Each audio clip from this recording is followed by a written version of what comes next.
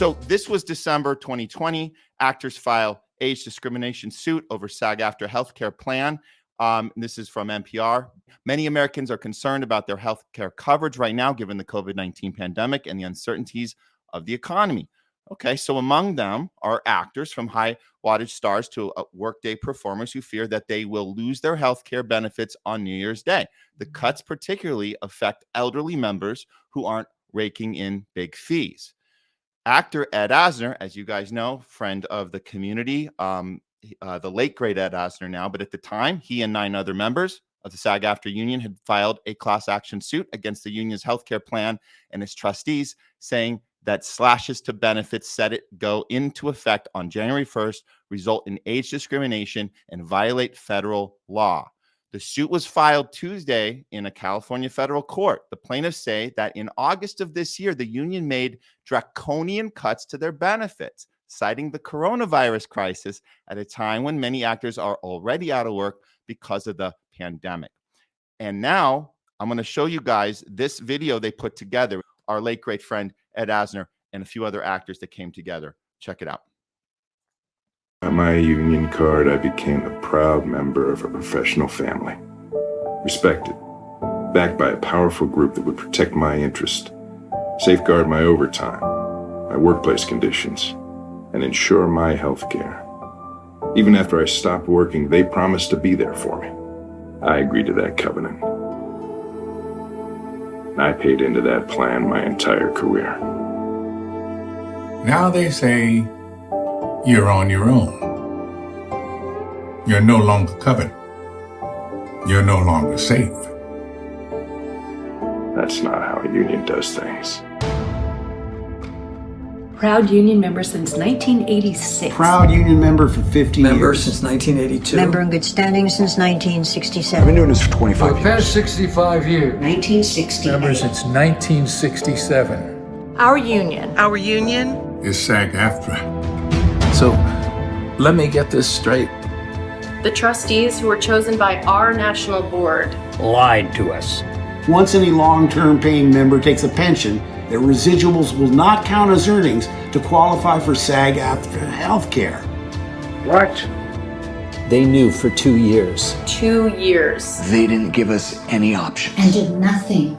Why would our leaders force a vote to approve contracts that didn't include protecting our health care? Why? This is a member-run union. What more is there to say? A union is supposed to protect its most vulnerable members. Why isn't the union fighting for me? I paid into the health plan for my whole career. For the past 65 years. Over 50 years. For 60 years. I paid into the health plan my entire career. Since 1967. They were supposed to protect us. I'm really pissed about it. Really pissed. Have you ever heard of a union doing union busting? In a pandemic. It's obscene. It's pretty bad. What? I feel betrayed. They can't get away with this. This is criminal. It's bullshit.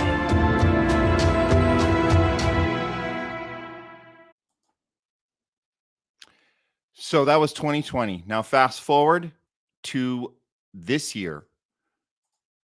The SAG-AFTRA health plan announced on Monday that it has agreed to pay $15 million to older performers who lost health coverage due to eligibility changes made in 2020. Under a settlement agreement, the health plan will also pay up to $5.6 million over the next 8 years to older performers who no longer qualify for coverage. This is in Variety. The settlement resolves a class action lawsuit filed December 2020 by Ed Asner, a former SAG president, and 9 other performers. Asner and the other plaintiffs alleged that the plan had discriminated against older members by raising the earnings floor to qualify for health benefits and excluding residuals from the earnings threshold. The plaintiffs said the change forced nearly 12,000 participants off the plan. Now, prominent actor demands justice for SAG-AFTRA members being subjugated to elder abuse, age discrimination by their own union. SAG-AFTRA's leadership carried out clear widespread age discrimination, elder abuse, and breach of contract, stated veteran actor Patrick Kilpatrick. They were sued in federal court, and now the most vulnerable members are again being grossly mistreated by their own union with an appalling settlement that vastly enriches their own attorneys. while leaving the aggrieved members with basically nothing. So he's saying that even though the headline was, hey, 15 million was awarded, most of that looks like it might be going to the attorneys. So what is actually going on here? Kilpatrick continues. Why? He says, because SAG-AFTRA merger was a disaster financially, sold and hyped to members by management with high six-figure incomes and engorged pensions who lied and operated with complete lack of transparency. That sounds familiar. Advertising the merger and the union's continuing mismanaged spending with false tales of strength in numbers. Instead of telling the members the truth so meaningful adjustments could be made in contract negotiations with the industry, they covered up for over a decade and kicked the can down the road. So we're happy today that we can bring in veteran actor and SAG member with over 200 TV and film credits, author and healthcare rights advocate. Please welcome to the show, Patrick Kilpatrick. Hi, Matt. Thanks for doing what you're doing. Thank you. No, and thank you. And thank you for explaining this to me, so I understand it more and what's actually going on based on, your actual insight. And then we want our audience to know what's going on too. So could you take us to the point that you got involved with this, or you could tell something was up? A couple of points.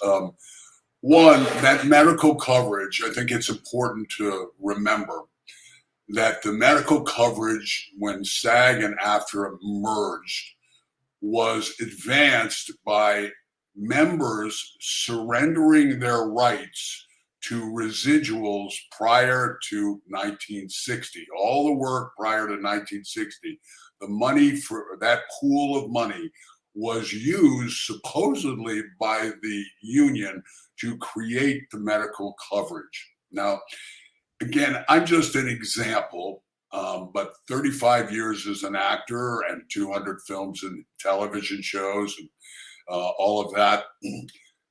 In one day, in the pandemic, 2020 and 2021, they kicked out those 12,000 actors, 65 or older, out of their medical coverage without consultation, without vote, without any acknowledgement from the member.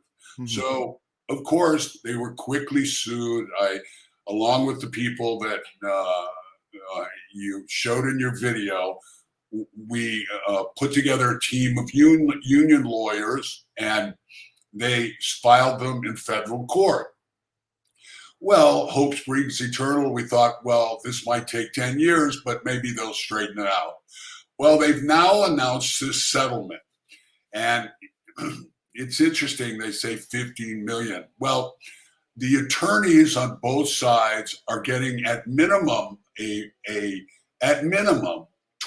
million in fees. 4.8 for the guild's attorneys, and the class action suit attorneys are getting 7.5 million.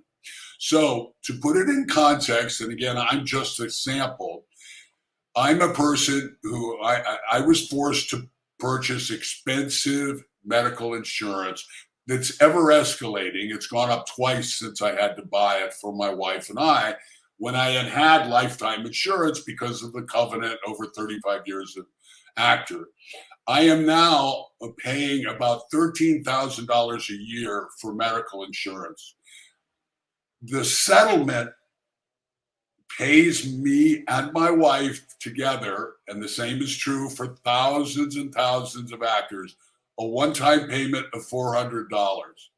Oh, so, my God. I mean, on any given month, I'm paying twice what the one-time settlement is. And do you think, can I ask you, do you think that the Variety article and the reporting on this, did they accidentally leave out that $400 breakdown, or was that on purpose? I happen to think it was on purpose. What do you think? I think there's a we ran into this really. My company, I have Uncommon Dialogue Films, which is a film development and film production company, as well as acting.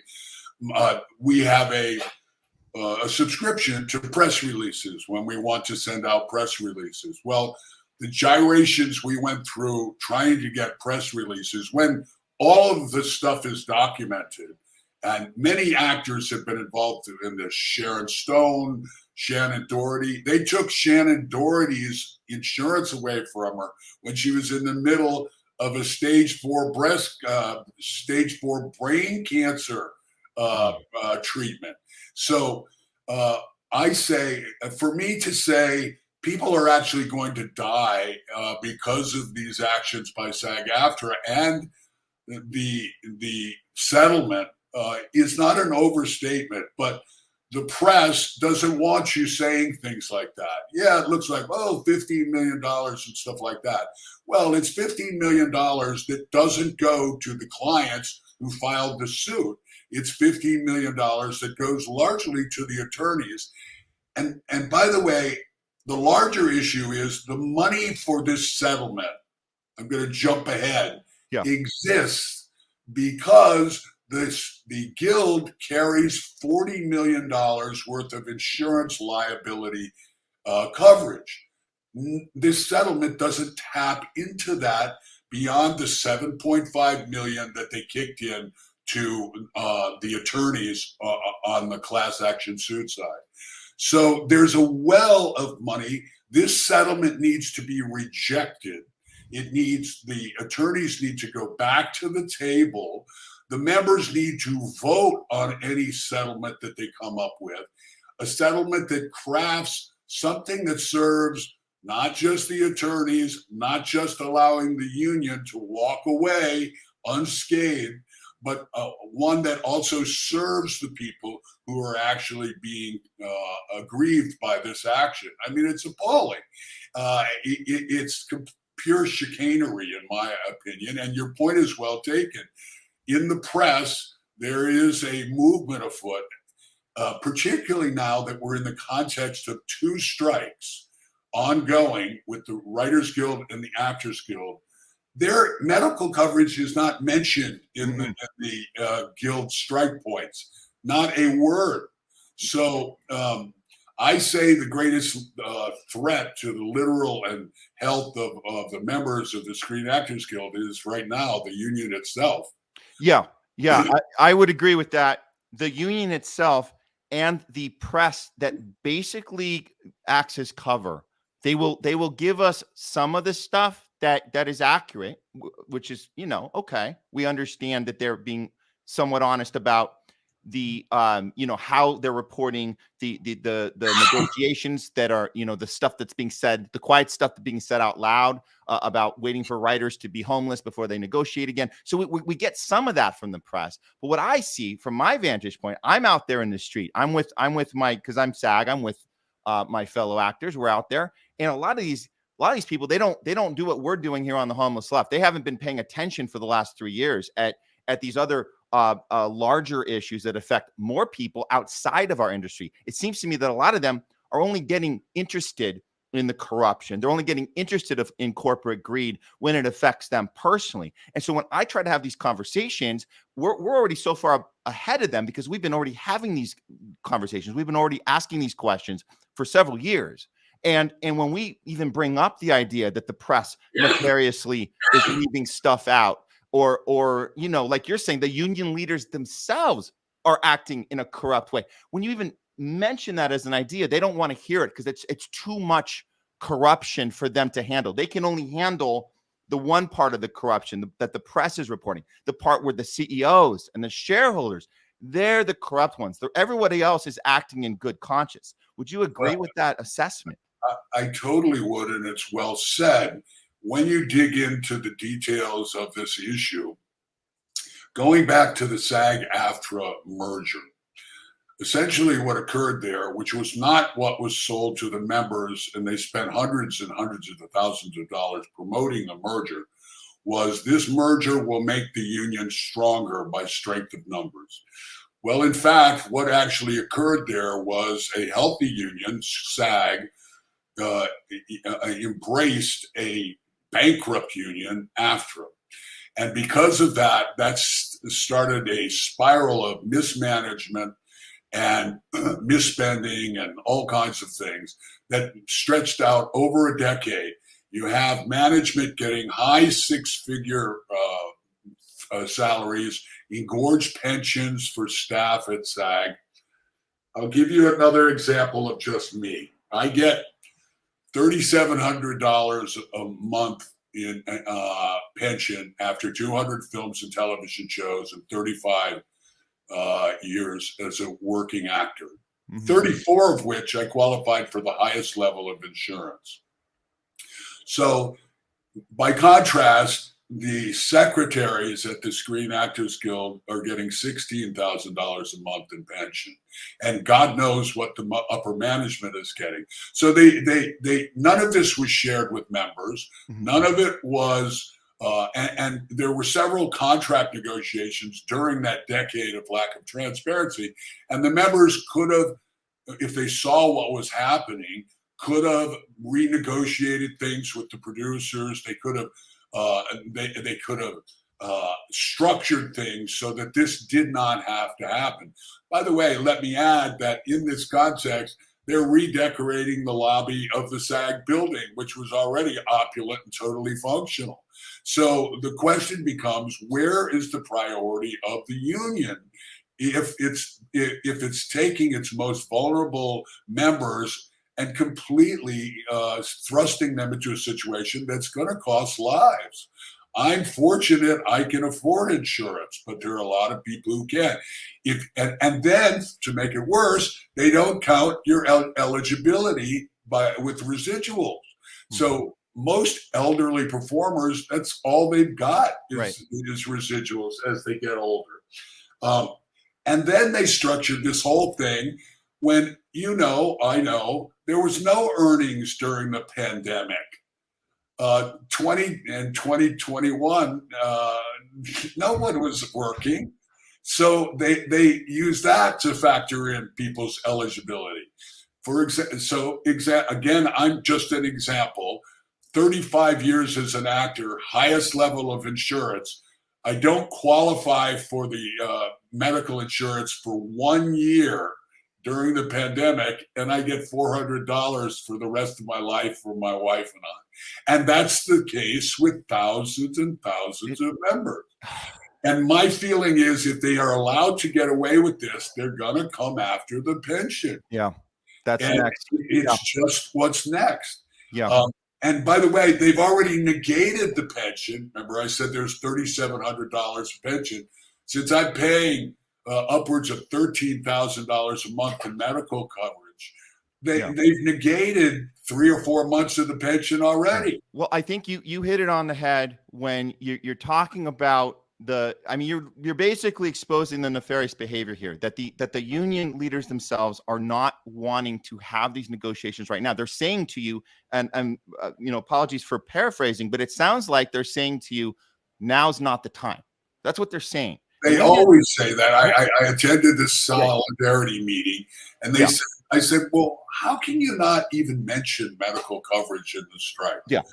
And you're dealing with issues, not unimportant, I guess, but that an extra gets paid extra money if he brings another change of clothing to the set.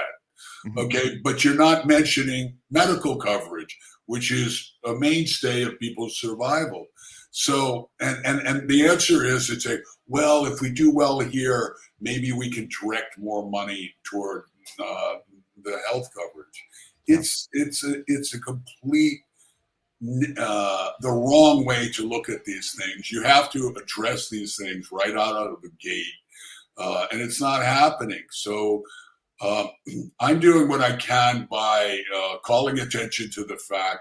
And by the way, this settlement will become law, and no one will be able to say anything if people don't object to the settlement. I hope you'll put up the.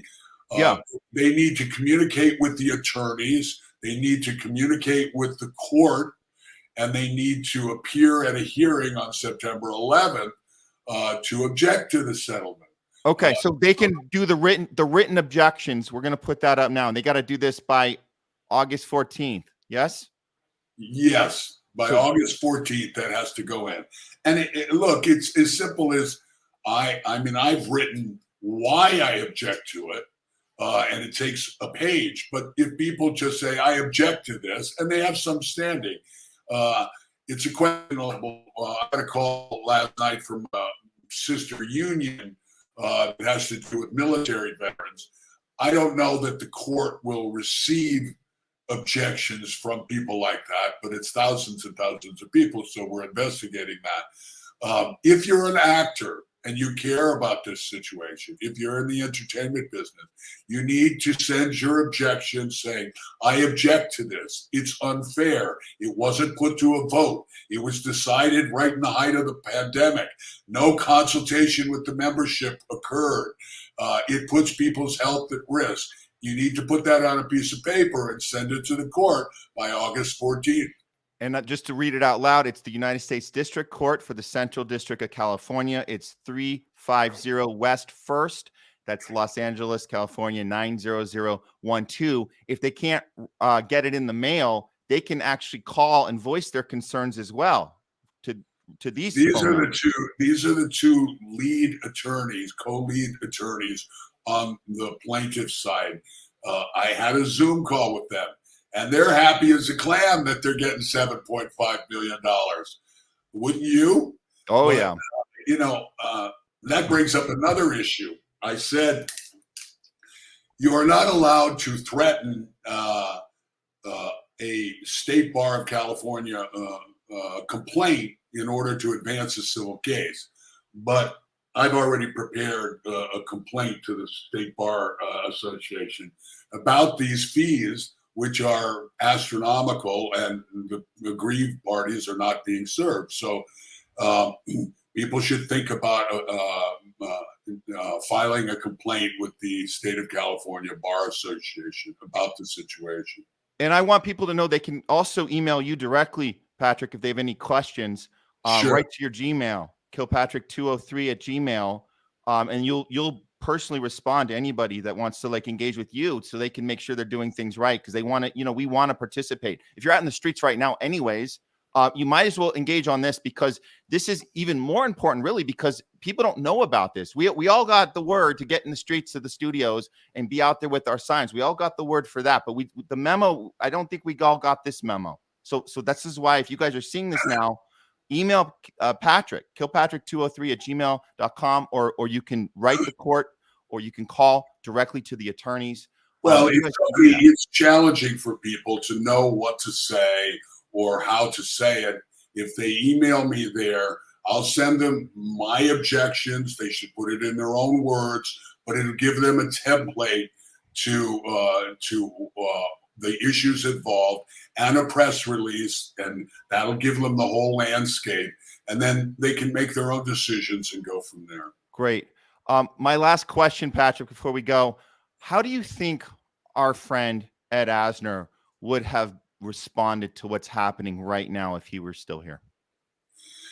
Well, I'd like to think that Ed would say this is an appalling settlement and they need to go back to the drawing board for this. Again, I'm not so sure even the plaintiffs, when it's articulated to them, the attorneys will say, oh, well, they'll file an appeal and blah, blah, blah, and that'll lead up more money and this kind of thing.